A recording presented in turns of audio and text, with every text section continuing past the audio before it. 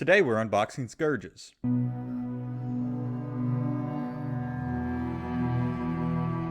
Alright guys, welcome to the channel. This is Undertow Tyler bringing you beneath the waves and into the webway with unboxing of the Drukhari Scourges. Now these guys are one of my favorite, my favorite unit in all of 40k. Just from how they look and how they play. I've never fielded these guys on the table and regretted it. These guys, you can bring all sorts of different weapons. They are specialist, heavy weapons teams that fly. You can't get better than that. They're not the most durable thing in the world, but they don't have to be. Now, there's been some changes since the last time I've played with the Dark Eldar. Especially if I've opened up a box of Dark Eldar before. Just like with the last episode, which you should definitely check that out if you would like to see what's inside the Cavalite Warrior box. They renamed everything Drukhari. Copyright reasons. Just so no one they can legally own the name Drukhari. Just like how they named everything Eldari, Asuryani, Age of Sigmar, elves. You know, it gets a little bit convoluted, but it's essentially all the same thing. Now, there is a couple other things that are new with this. Actually, one other thing new with this. These bases are no longer 25mm. When I owned Scourges last time, before I sold that army, you had to get a nickel and a dime just to keep these guys like staying stationary, because those wings make them extremely top heavy. That was my only complaint about it, but it was easily fixed. Now, the front of the box could definitely do a little bit better of showing variety in weapons, because all they're really showing is Haywire Blaster, Splinter Carbine, Shard Carbine, Shard Carbine, Shard Carbine. Maybe that's a Splinter Cannon. I have no idea. It's Power Lance. I like how they show a build that you're never going to use. But that's my own opinion. You can do whatever you want with the box. Now, on the back of the box, they do a little bit better showing you off the different weapon types. Splinter Cannon, you may be using that. Heat Lance, probably almost never until they rework those rules in 9th edition. Because we're right now at the recording of this video, they just released the rule set for Big Guns Never Tire. So if you want a timestamp for that, there it is. Haywire Blaster, that is something pretty unique with this unit. I don't believe any other unit in the Dark Eldar Codex gets Haywire Blasters besides them and a Talos. I'm pretty sure that Harlequins get those, but don't quote me on that. Power Lance, pretty much one of the only kits that you can get a Power Lance within the Dark Eldar line. Splinter Pistol, a Venom Blade, which I find it curious why they call that specifically a Venom Blade, because that literally looks like every other sword, power sword within the Dark Eldar line. But right here they have something unique. It's called a Shard Carbine. You'll learn more about that whenever we get into the rules section. Which brings me to another topic. I am going to be doing this video a little bit differently. I'm going to try to organize it somewhat other than the chaos of last video. So stay tuned with that. And now we're going to do the unboxing portion. Let's get into it. Now I already peeled off the plastic right there, so let's get that open. There we go. Oh, I had a whole X-Acto knife right there ready to cut it open, but just forgot about it. Oh well. Plastic's off. Now it's just bare, naked plastic, fellas. Now let's get to opening.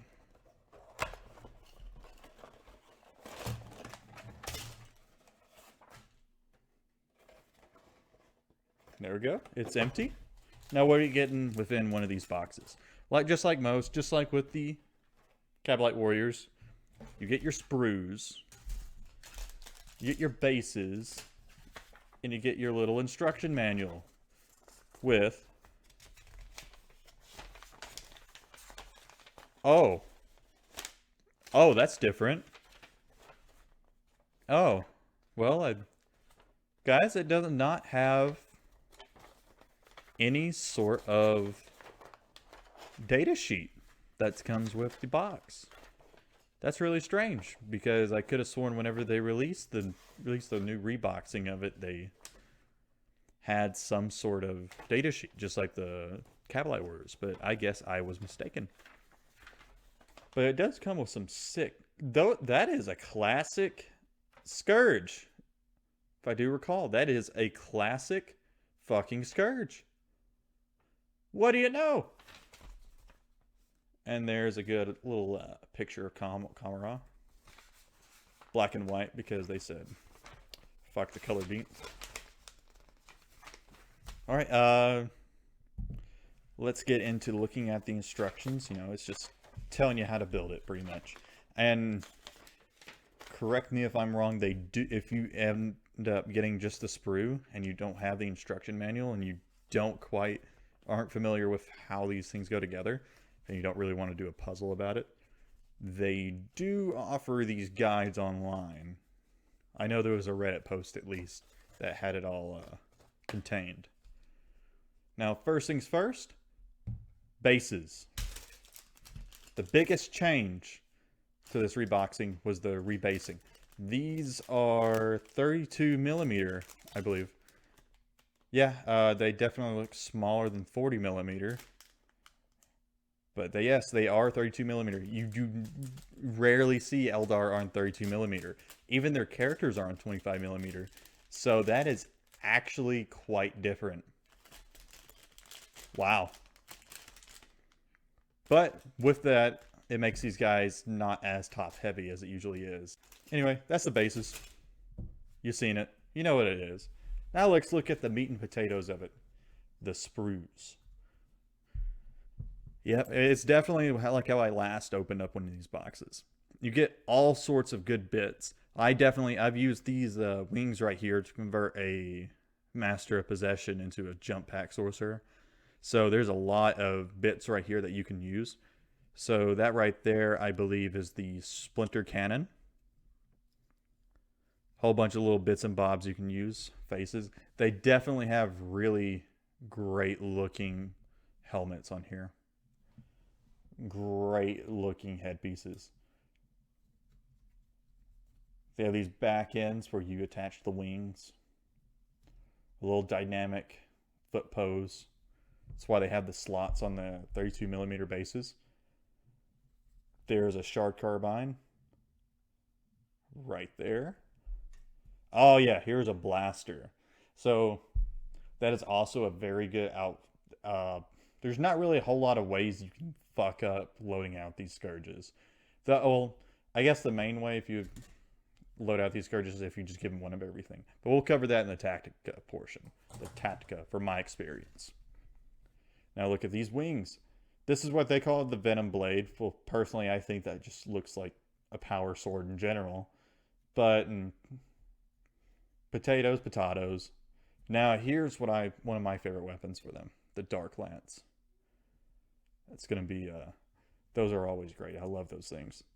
A Power Lance, which, if you're so inclined, was great for conversion. Heat Lance right there. Haywire Blaster. Really good against vehicles, that one. And a Shredder. Shredders are great. Well, actually, I said so differently in last video. However, with this unit especially, it can be pretty decent. Some more wings. There's a lot of different feathered wings, and there's a lot of different bat-type wings, like harpies. There's, of course, these cool little faces right here. So she has that long ponytail braid right there. There's really not too much different with this kit. So right here they have the Agonizer, the Whip. Personally, I think that's one of my more favorite versions of the Agonizer. They always portray the Agonizer as a whip, but really it can be just about any form, any blade. This right here, I believe, is Razor Flail. Man, if they would have had the data sheet in here, I would have known for sure, because I definitely don't have the codex on me right now. Oh, that's already coming off the That right there is already coming off the sprue. You sometimes have that. Bought it from a game store in Colorado. So it's definitely not coming straight from GW. It is coming from a LGS. All right. So we got a good look at these sprues. Time to get to my personal experience with Scourges. Tactica portion coming in now.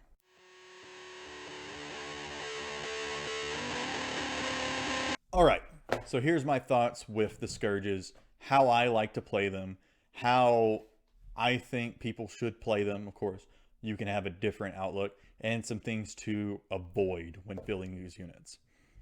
So, like with just about every specialist unit, you don't want to be a jack of all trades. That's not what your bread and butter is.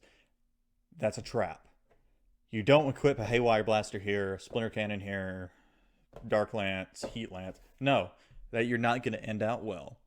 It's just not going to be a great time for you. For one, you got to roll dice for every single different weapon you have in there.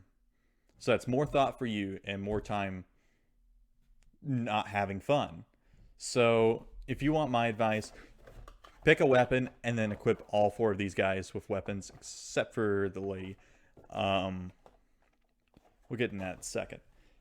Secondly, Heat Lances are probably not the best advanced vehicles. As a favorite YouTuber of mine says, he uses Heat Lances to snipe out characters, and that YouTuber is Scourges. He's a great YouTuber, great talking about tactics, but that's his view on it. I have my view. He likes having the Haywire Blasters. I do not like the Haywire Blasters. They've never done great for me. I prefer...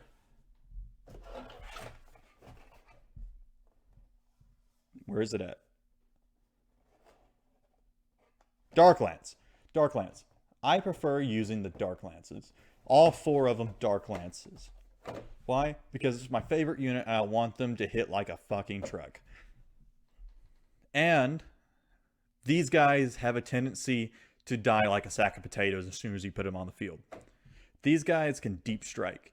So, what do you do when you deep strike them? You want to put them in the most advantageous position. Remember this, you don't have to deep strike them. You can put them into the shadows and use a stratagem called Strike from the Shadows. Well, shadows, I say, in cover. And give them a 2-up save. That presents to you, you don't have to move. You don't have to go down to that 4-up when shooting your Dark Lances. You can keep them in one spot. Now, with the Solarite, which is the main sergeant lady, or man, doesn't have to be it either. You don't want to give her this loadout. That is just a waste of points. What you would rather do is just give her a flat-out Shard Carbine. Or, if anything, maybe a Blast Pistol. But that's it. Please, don't let me ever catch you giving her anything else. That's a bad move. For one, you don't want these guys getting close to anybody. These are marksmen. It says it right here. Predatory winged marksman. So you want these guys at range. That's why I advocate the Dark Lance, because you get a 36-inch range with them. You can stay pretty far back and take out somebody's tank, because who's going to survive 4 Dark Lance shots? Probably a lot if you don't hit with any of them. But if you plant them far enough back, they're not going to get to your Scourges in time. Maybe. Depends on the army. Now, that's an anti-tank way. And it's also an anti-anything that's under 5 models. You can just completely eliminate a squad if it's just a MSU squad. Because it's -4 AP. Now, for anti-infantry, which I recommend using a Shredder. Shredders have that D6 shots. So if you take 4, that's 4d6 shots, and you're rerolling wounds on infantry. And they're 18-inch range, so when you deep strike them, you can deep strike them within that range. You don't have to worry about them being too close or too far. 18-inch range, that's it. shoot a whole unit, they're gone. Over. Goodbye. Sayonara. What I do recommend, though, what I also recommend is using splinter cannons. It's also like a more of a side grade to the shredder idea, where you're replacing all those quality shots. You're replacing that with quantity, which is the only reason why I would take the shredders on these guys, because you can equip all 4 of them with shredders, and suddenly they're a really good anti-infantry unit within any Cabalite or Homunculus Coven or Witch Cult. It's really great. But there's also other options. You can always keep them really cheap with shard carbines, but that's boring. Are you boring? I hope not. I know you're not. You watch my channel. I know you're not boring. You're a very entertaining person, and I love to have you here. But if you equip these guys with shard carbines, I'm afraid you're quite boring. Because I believe that with Scourges, it's go big or go home. Now, for this one squad in my army that I'm building, I am going to equip all 4 of them with Dark Lances. Just because I like them hitting like a truck. I know I've explained that before, but I enjoy having those 4d6 wounds. Now, think about it in these terms. So if you're a Dark Eldar player, you're thinking about it in a Dark Eldar way. You're thinking like, oh, they're just Dark Lances. We have Disintegrator Cannons. We have all this. Think about it from like another army's perspective. Say, compare them to Havocs. Chaos Space Marine Havocs or Space Marine Devastators. Usually they equip themselves with like maybe 4 las cannons, correct? Now, they can rely on their durability, but even then they get shot off the table. Now, I'm pretty sure they wish they could deep strike. I'm pretty sure they wish they could fly 12 inches. Now, I wish these guys had the same ability as a Havoc and not lose out on their -1 ballistic skill. But, I mean, that's the lot you're given. You have that huge advantage over other heavy specialist units. But there is a downside. You do not benefit from obsessions because these guys are mercenaries. You can't benefit from it. I don't believe you can benefit from an Archon rerolling 1s. So you're just kind of on your own. You have to rely on your 3-ups to hit or 4-ups to hit if you're running a Dark Lance and you moved like me, myself, and I am planning on doing, which is not at all the most competitive way of doing it. I just prefer having Dark Lances everywhere. They're one of my favorite weapons in the army. Now, you can do with it however you wish.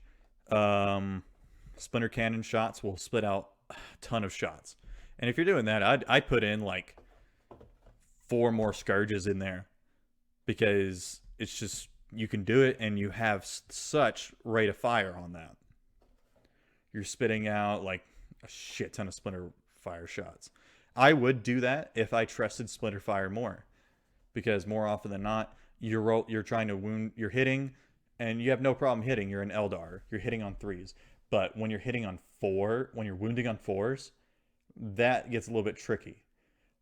And you have no AP. I'm not a big fan of that. I never rely on my splinter fire.